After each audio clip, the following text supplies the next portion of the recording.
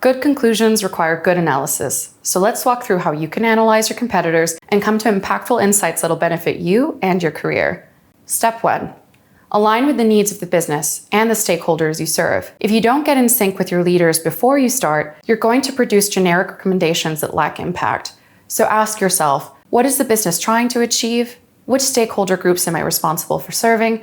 And how can I deliver them what I've learned in a way that helps drive those larger business goals? Access company resources on your goals or book in some time with a member of your leadership team to get this step sorted. Step 2.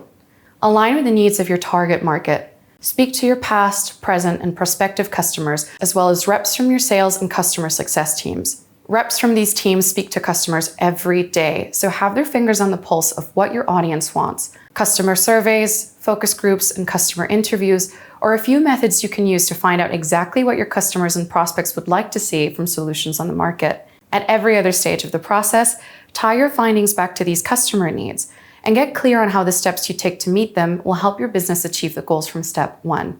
Step 3. Identify your competitors. A simple list won't cut it here. Instead, group your competitors into 3 tiers based on their importance.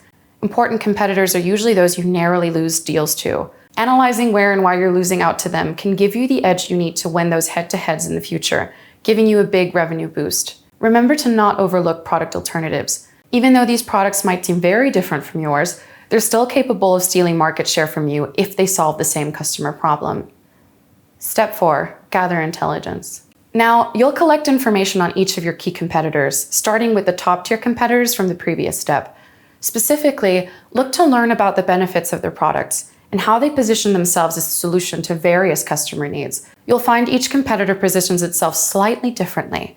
Everyone wants to occupy their own space in the market, so even if one positions itself as the antidote to another, that's valuable information about how the competitor sees their own product, what the competitor thinks its product strengths are, the customer problems this competitor considers it a priority to solve. Bear in mind that some competitors' positioning strategies will be ineffective. They see themselves one way, but the market sees them another. Understand both perspectives by checking back in with what you found in your customer research. For deeper insights, try delving into the competitor's pricing and marketing strategies. Step 5. Determine how well each competitor meets customer needs. At this point, it's helpful to circle back and touch base with your interviewees and survey participants from the customer research phase. Now you know more about competitors' products and positioning, you're able to ask more detailed questions about them, making your analysis as thorough as possible. If you don't have time to repeat those steps, make sure you re-examine your earlier findings.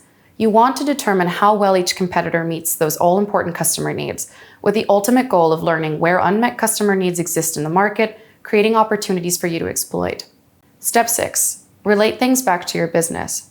Now is the time to figure out what everything you've learned means for your business. For example, if a competitor has a product that's similar to your own, with some additional features thrown in that the market loves, you might ask yourself questions like, does it make sense for us to add these features to our own product? Do we have the budget to do so? Would that fit our existing UX and positioning?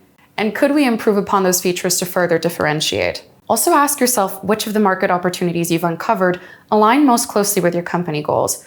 And if you've found that a competitor poses a threat to the business achieving a goal, you'll want to highlight that too.